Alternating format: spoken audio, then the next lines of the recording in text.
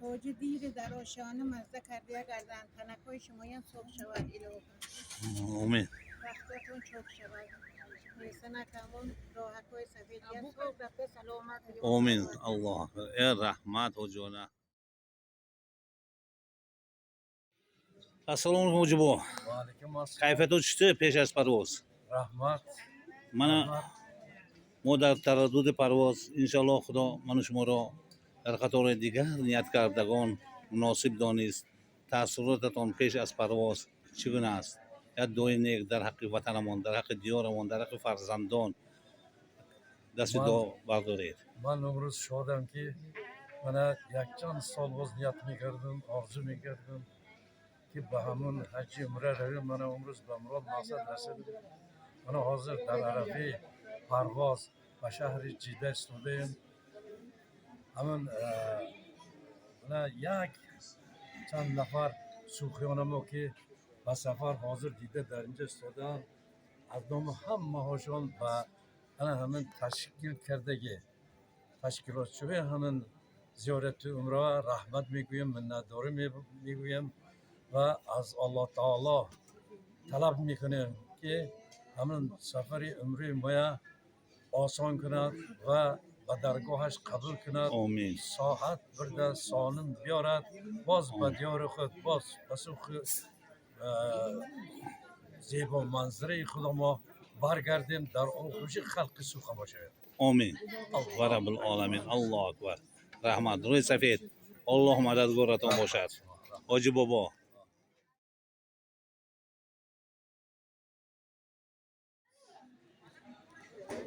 جانتان صاف شود، عمرتان دراز شود، رزقتان فراخ شود، پروردگار بخشایش کارتان بیاد. موقع شما موجب سفر حج کناساتی حجام قبل قلبه صاف رفت سلامت مکانیکم آورد. آمین.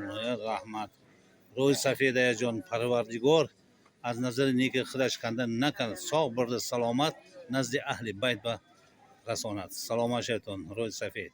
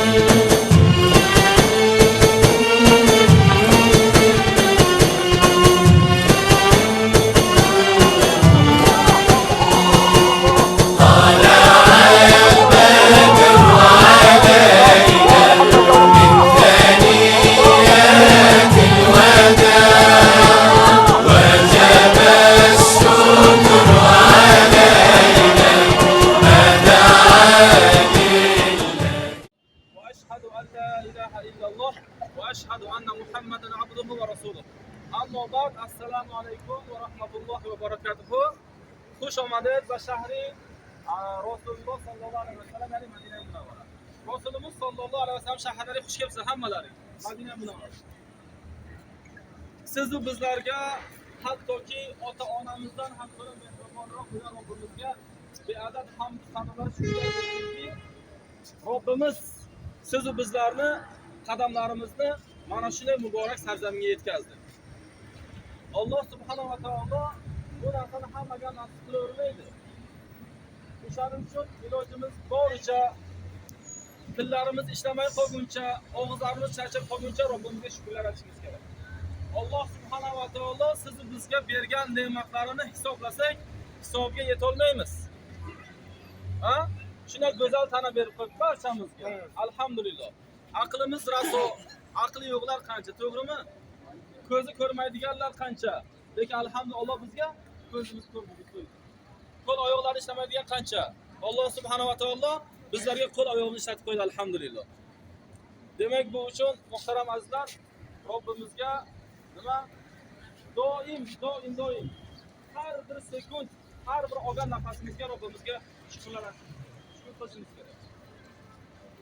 Yetmaganiga Robbimiz 1,5 milliard musulmonlarning ichidan tanlab olib, siz azizlarni mana shunday muborak sarzaminga qadamlarini yetkazdi. Oldin o'tgan bobolarimiz bechoralar yig'lab duo qilib o'tib ketishdi. Alloh ularga nasib qilmadi, kelisha olmadi. Hammamiz ko'rganmiz, hammamiz bilamizki, oldindagi o'sha Soyuz vaqtida yashab o'tgan bobolarimiz, buvilarimiz, opalarimiz yig'lab o'tib ketishdi. Kelisha olmadi mana bunday muborak sarzaminlar. Ana endi qarangki, bizning bir qor akamiz borlar. Har Makka borsangiz ko'rasizlar. Nomlari Muhammad Yor qor aka. Ana shu kishi bir marta suhbatimizda shunday dedilar. Bilasizmi, bizlarni mana shu muborak sarzaminda bemalol mana shunday demak ibodat qilishligimiz albatta bu Allohning fazli, karami, marhamati. Ammo asosiy sabab nima? Mana shunga. Asosiy sabab o'sha bizlarning bobolarimiz, buvilarimiz duo qilishardiki, Allohim meni yetkazmading, meni farzandlarimni yetkaz. Meni nabiralarimni yetkaz deb duo qilishardi. Ana shularning duolari sababli bizlar alhamdulillah mana shu yerda ibodat qilib yuribmiz. Demak, muhtaramlar, mana shuni qadriga yetaylik. İnşallah. Har bir soat, har bir sekund vaqtlarimizni Allohning ibodatiga o'tkazaylik. Hoji muhtaram, guftimki